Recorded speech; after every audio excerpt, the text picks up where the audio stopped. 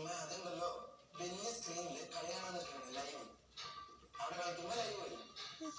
അപ്പൊ സച്ചിന് ഈ ബ്രസീൽ ടീമായിട്ട് ഒരു ബന്ധവുമില്ല. അത് ശരി. അമ്മ ഇതന്നെയാണ് നേരത്തെ പറഞ്ഞത്.